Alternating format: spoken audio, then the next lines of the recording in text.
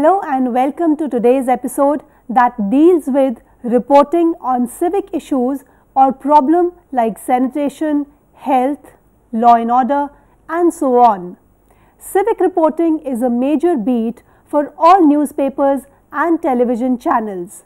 The subject expert today is Shikha Gandhi and I am Monica Verma. We shall discuss about the skills required to become a civic journalist.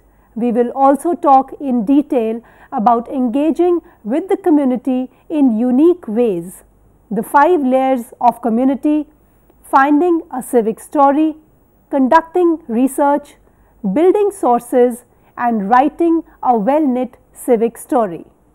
At the completion of this program, you will hopefully be able to develop newsworthy story ideas about areas of government and civic life, be able to find and use sources from the community, research issues by finding and interviewing the appropriate government officials, write a clear, concise and informative news story on civic issues. But before going any further, we must have a basic understanding of civic journalism, which is also known as public affairs journalism. In a national public radio interview, W. Davis Buzz Merritt, a former editor of the Wichita Eagle and the father of civic journalism, summed up civic journalism as a set of values about the craft that recognizes and acts upon the interdependence between journalism and democracy. It values the concerns of citizens over the needs of the media and the political actors and conceives of citizens as stakeholders in the democratic process rather than as merely victims, spectators or inevitable adversaries. As inherent participants in the process, we should do our work in ways that aid in the resolution of public problems by fostering broad citizen engagement. Civic journalism concerns itself with issues which relate to civic life. Obvious examples include municipality, housing, drinking water, garbage disposal, and the unobvious ones are education, public health, elections, etc. It helps bring to light information or issues that may be important to the citizens. It helps to interact better with the people of the community and to have the citizens tell the journalist about the things that are important to them. It helps the journalist identify the issues that are important to the community. In short, civic journalism gets the public and the media involved in the same community issues. In fact, early civic journalism redefined ways in which journalism was being practiced. It set a couple of new tenets. Newspapers exist to serve citizens, not just readers. A functioning press reinforces a functioning democracy and vice versa. A newspaper's news agenda must be set for journalists by citizens, not by journalists for journalists. A newspaper is a community square, a marketplace of ideas, a mouthpiece for many voices, the facilitator of conversation that should be happening in a community but isn't happening.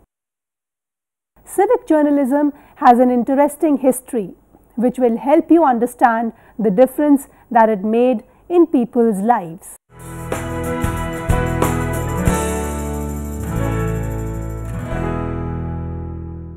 History of civic journalism. Civic journalism started in 1990-1992 by experimenting with issues-based election coverage, but the issues were citizens or voters' issues and not the candidates. By 1994, civic journalism moved into the enterprise arena with big projects, and today journalists are increasingly turning to civic journalism to find better stories and report them in ways that re-establish a bond with readers, viewers, and listeners. Civic journalism recognizes the fact that the journalist is a citizen first and a media professional second. Civic journalism has the following three key concepts: raising consciousness, facilitating change, and enabling resolution. Consciousness raising. This is the stage in which the public learns about an issue and becomes aware of its existence and meaning. Facilitating change. When the consciousness raising stage has been completed, the second phase, that is, working through the issues, makes the journalist involved in investigating the issue. To facilitate change, it is important that the journalist undertake the following: reduce issues to choices, cultivate the art of public listening, highlight core values, bridge the expert-public gap. If people cannot make sense of expert opinion, they cannot take part in meaningful policy debate. This means promoting a two-way communication process. As a civic journalist, you must understand and practice the adage that it is not only what experts want to tell the people that is necessary for good decision making. What ordinary people want to tell the experts is indispensable as well. Enabling resolution. The third or final step is resolution of the issues. The reporter sets the stage for the people, the community, to discuss and learn so that they can resolve the issues themselves. It is important to remember that when civic journalism is effective, it leaves something behind, a conversational effect at the least, and at best an ongoing structure for citizen engagement. A civic story is expected to be full of information and should capture what the people are trying to say. Ultimately, civic stories are about feeling, impact, and results.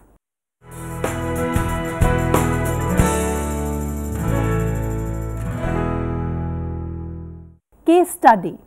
One of the most successful case studies is the American newspaper Charlotte Observer did a series on violent crime in 10 urban areas. It called it Taking Back Our Neighborhoods. It used all the instruments of civic journalism, starting with a poll, but quickly moved to neighborhood listening sessions, advisory groups, and town hall meetings. The idea was to figure out how people living in those neighborhoods defined the problems. In addition to this, there were TV and radio partners, and the reporters took care to balance the success stories by the failures. The series also had a needs list of very specific things people in these neighborhoods said they needed, and a phone number to call. The impact was groundbreaking. 1,200 people from the community did call and respond because they could see how they could help. Those neighborhoods have changed dramatically since then due to this civic journalism endeavor.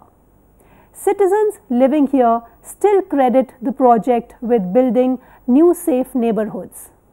Civic journalism has an important role to play in today's time too. What we see today are efforts to do civic journalism daily with dedicated civic journalism pages at most media outlets. This type of reporting seeks input from ordinary people and builds in entry points for that input. So, are you now excited to become a civic journalist? If you are, here are some of the things you need to know.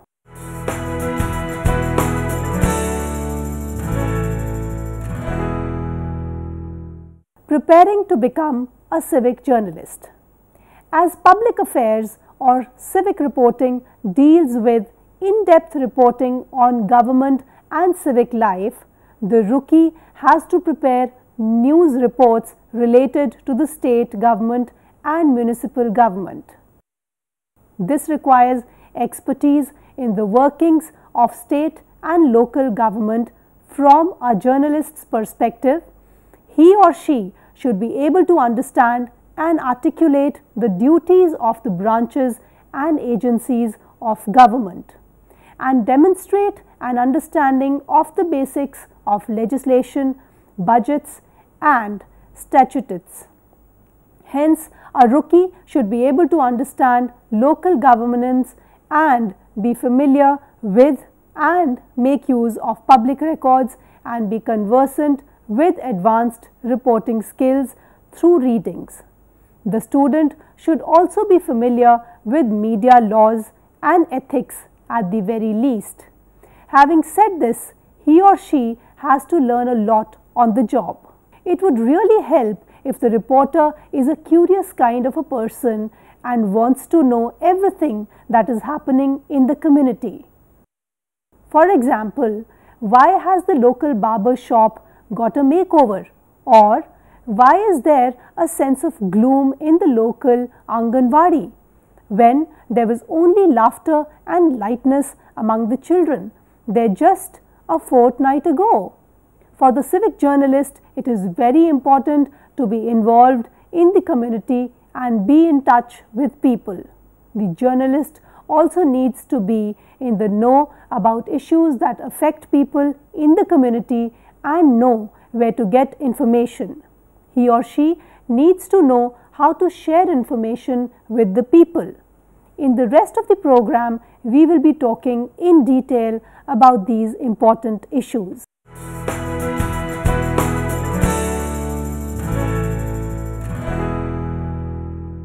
Finding a civic story and researching it.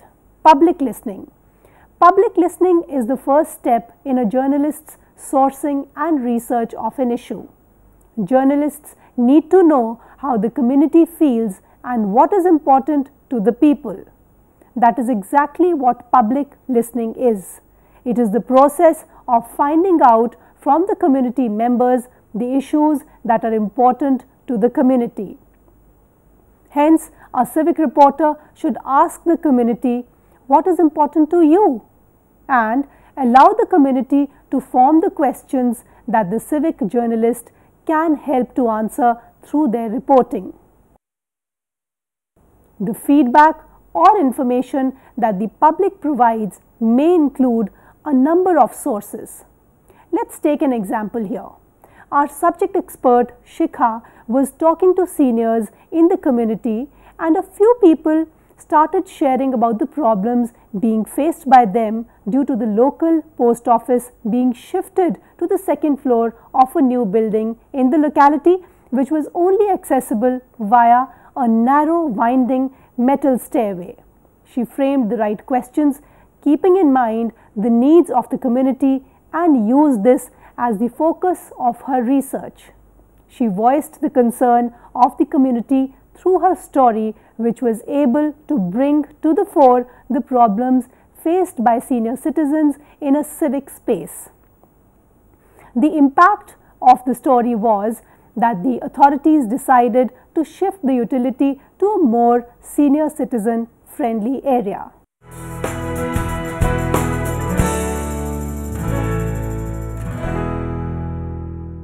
How does a civic journalist make community connections? Establishing community connections is crucial to civic journalists. This includes getting involved in the community, talking to people individually, talking to groups of opinion leaders, religious leaders, school teachers, bankers, chiefs, local citizens, and others to get a cross-section of opinions.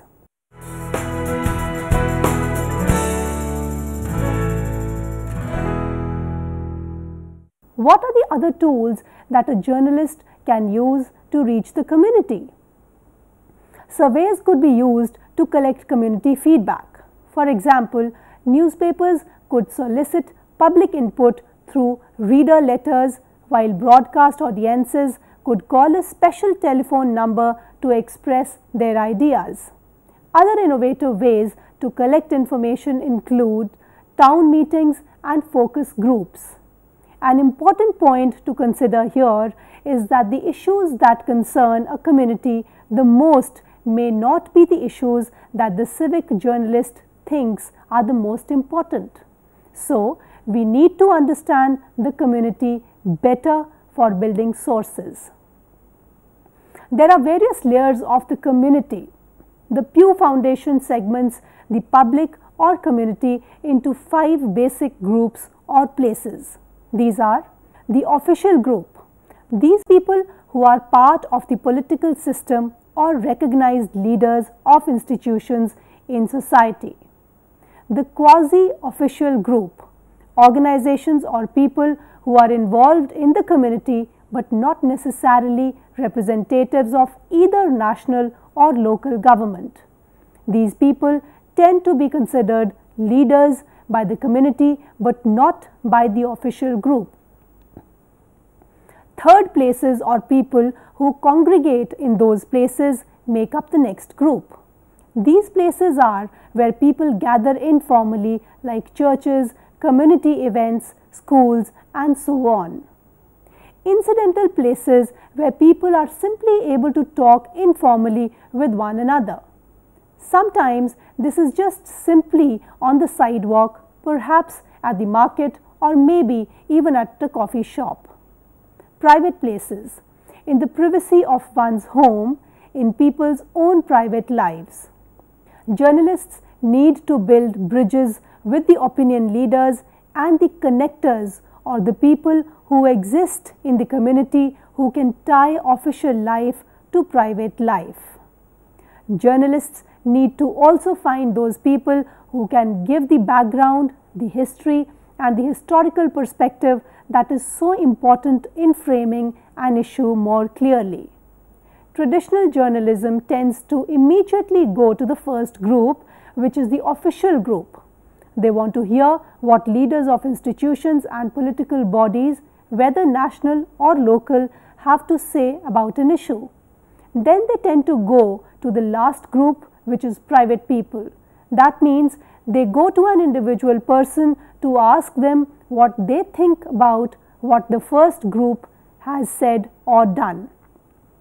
In civic journalism, journalists focus on is the middle 3 groups, those who make up the community. So, your aim should be to be more responsive to the community. As a rookie, you must get to know and understand members of organizations, clergy, chiefs and business leaders in the community. Sit and talk with these individuals in the community at social functions or at the schools or in churches. Interact informally, live with, visit with and get to know these people and the community so that you are more in tune with what the people think, and then to use that information to begin to investigate a story and then to provide a forum for these people to discuss and ask questions about what is important to them in a public way. If you do that, you are empowering them by setting the agenda rather than using a more hierarchical approach or simply asking leaders to set the agenda. However, civic journalism also means then that the journalist can connect what the official and civic leaders have to say with what individual members of the community have to say. Let us sum up what we have learned till now. Civic journalists have 3 important goals for their involvement. 1. To find out how people think, what is important to them. 2. To engage people from all 5 levels of the community in conversation so that they are able to share with them and journalists are better able to understand what they have to say. And 3. To investigate the stories based on these interactions. Now we move on to another important skill needed for a civic journalist, that is identifying what is important to the community. The Pew Foundation identifies a 5-step process for beginning journalists to use in discovering what is important to a community. Identify a particular community, a geographic area, a neighborhood or suburb, or issue important to a certain group of people or beat. Hold newsroom conversations about contacts in the community. Use the 5 layers of the community previously discussed to create a specific contact list. Identify what is it that needs to be investigated for the story. Formulate the kinds of questions that might be asked of civic leaders, quasi-civic leaders, the charity group leaders, as well as civic officials. Interview catalysts means talking to those people that are the everyday leaders in the community. The diverse opinions gotten will be valuable to the story and will be indicative of an overall sense of the community's important issues. Interview citizens not just in public places, but make this a public process for encountering and talking with the citizenry. This stage also includes possibly developing public forums for discussion. This 5-step process will help you develop a news gathering plan, a way of developing interviews and contacts that didn't seem apparent when the issues were first thought about. Let's turn to an example to understand how the 5 layers of civic life can be used for developing a story on HIV/AIDS, a public health issue. For an issue like AIDS, it is important to consider sources that will help journalists to identify how the citizenry feels about this issue, as well as information about the issue itself.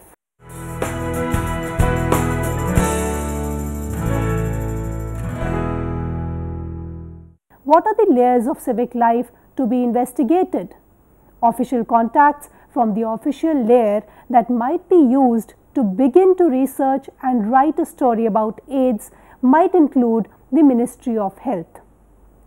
The quasi-official layer may include advocacy groups, the organizations who talk on behalf of people with AIDS, and so on. The third layer may include the religious institutions like churches, the unions, and the employers, schools. The incidental layer, especially as it relates to a health issue like AIDS, may include people living with AIDS, individuals talking about people in the community who have acquired the disease, and even individuals who might give some information on how the whole situation occurred and how they feel that the community is dealing with the matter. The private layer for this issue may include the family of someone who is suffering from this disease. A civic journalist must tap these 5 different layers of the community to come up with a good story. As explained earlier, civic reporters cover the municipality, electricity, housing, water, animal welfare, drainage, garbage, roads, transport, and parks. The beat also includes issues related to electricity, water, sewage. We now touch upon how you can tap official sources and carry on research. There are innumerable government and voluntary bodies, large institutional sector, municipal corporations, etc. Many state and central government departments and ministries dole out handouts, press releases, newsletters, annual reports, and plethora of other publications. These can be used for references. Browse them and see if you can develop a story. Be in contact at the national level with environment and planning, social welfare, women and child development, development departments, ministries of urban affairs, and others. You should also develop rapport with different individuals in various departments to be able to flesh out your story. Develop contacts with Press Information Bureau and other information departments of state and public and private sector institutions. Be in touch with the public information officers of prominent international organizations. You now have a great idea after being out and involved and hearing about and from people expanding sources by not just going to officials and private citizens, but by including all the various layers of an area or of a neighborhood. What do you do next? The first thing to do is to ask better questions, that is, make them open-ended. Get people's ideas and feelings, their insights to what is important. Research the story better by bridging the civic layers. Attempt to get people from all the different areas of society, from official to semi-official to private citizens, to be part of the investigative process. Gathering information from a number of different layers of the community gives the journalist a balance of input. It gives the reporter a balance of ideas, because certainly the things that are important to one person might not be important to another person. Expand the possibilities for framing stories. A story is not one-dimensional and is certainly not what the journalist perceives it is. The frame of a story is decided as a result of the conversations in the community. Put aside preconceived ideas to try to approach every story not in a biased way. Do not write from a vantage point of what the journalist thinks is right, but to provide a story or to write a story or stories that show a variety of points of view, both the minority as well as the majority point of view. Write harder hitting stories. Talk about tensions, talk about issues, talk about problems, and let people know. Hard hitting stories give facts, give issues, give background, and give experiences. Have a conversation about the story with other journalists, whether it be in the editorial meeting or in just among the reporters in the newsroom. What are the other ideas that people think about? What are other angles for you to write stories about? Remember, civic journalism issues are those issues that are important to the majority of the community and have the greatest impact on the community. These points should drive the selection and ordering of the story. Like other specialized reporters, make sure that you ask questions, collect background material, build your own library.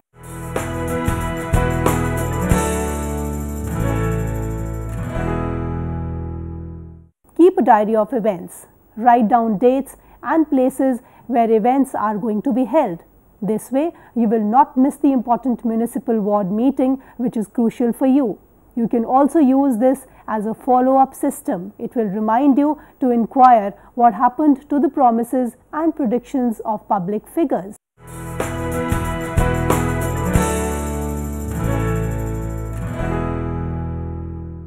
Maintain your own reference material. Keep clippings of good civic articles, features, pamphlets, reports, and printed documents of relevance to your area. In addition, cultivate friendships with senior communicators in the beat. Civic stories are best written in the form of feature articles. They can also be written as news items or featurized news stories. We can't stress the point enough to the students to practice writing stories clearly, concisely, and logically. Good. Clear writing is the hallmark of a good journalist.